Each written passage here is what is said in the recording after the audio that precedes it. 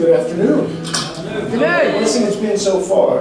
I do want to thank Pastor Oskar for trusting me for this moment. My parents always told me to have reverence for dealing with the Word.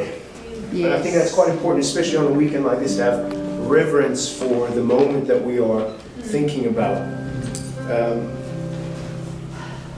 Let me just pray before I get into it. Jesus, bless the words that I'm about to speak. May they be from you.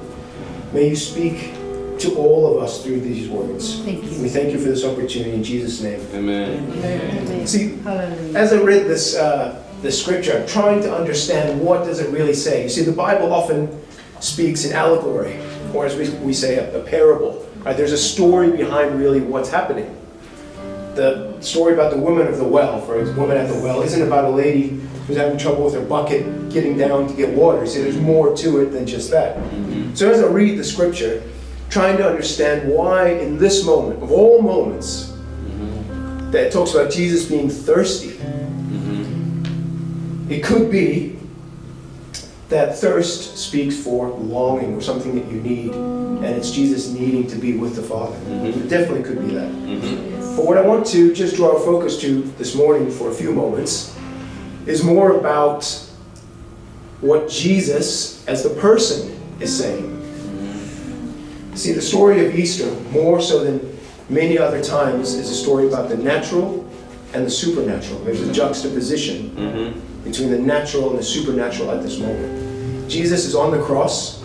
He's just been through an unfair trial. He's just taken a beating. He's now got the physical agony of being on the cross. Why does that really matter in a natural sense? Imagine you're just a family who's moved from the countryside and you're now walking past that hill. There's 3 guys up on the cross. It's not an unfamiliar sight at that time. Crucifixions happened.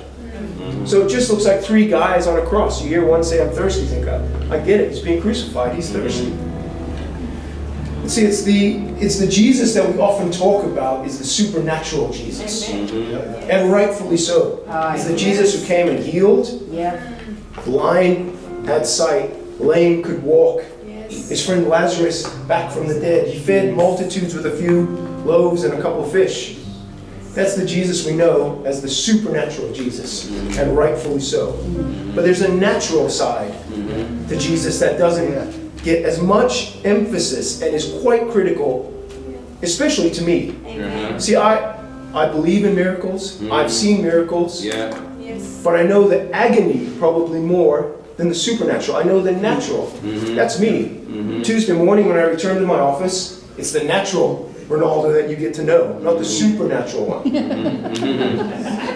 to the detriment of the staff, but anyways. So we see Jesus now moments before glory, literally moments before glory, uttering something about the natural.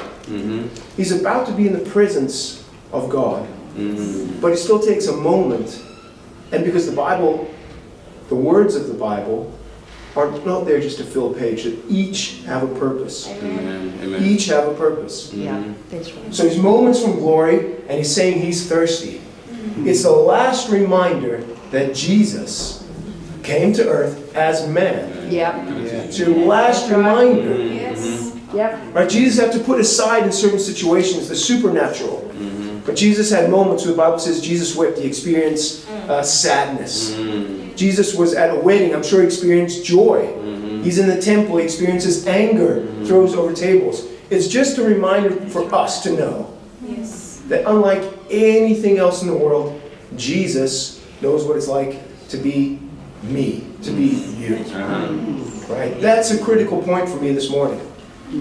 Is that Jesus knows how difficult it is, or how successful it is to be a man or a woman. We know what it's like to be a brother, a son, a husband, whatever it may be. And it's a good reminder the Bible gives us those opportunities so that we know that Jesus, in the natural, is connecting to us. Right? Jesus isn't the whole story of the Bible isn't just a numbers game.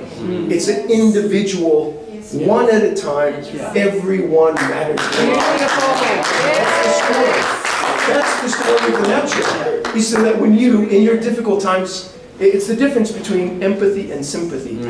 See, empathy talks about a deeper layer. You've gone through it. You understand it. You connect to it. It's the connection that Jesus is interested in. So when you're lonely at night and you say, I'm having a difficult day, He knows what a difficult day was. When you're celebrating at a wedding, He knows what celebration is. See, that's the God of the individual. That's where the individual then comes to relationship. The individual relationship. God wants to know you. Hallelujah. Only you. Hallelujah. He's interested in your day, in your success, in your failures. He wants to know you. That's the story of the natural side of Jesus for us. The beauty of it is the natural moves into the supernatural. That's true. And that's why we can now rest knowing that because He knows me, and because I've accepted that gift, I can have an eternity in the supernatural with Jesus Christ. I hope that those words bring you some encouragement this morning to know that Jesus puts aside His supernatural for a moment to experience, to relate, to connect, so that supernaturally, through the gift of eternal life, we can be with Him in heaven. Hallelujah. I pray that those words bring encouragement this morning. Hallelujah. Yes, brother.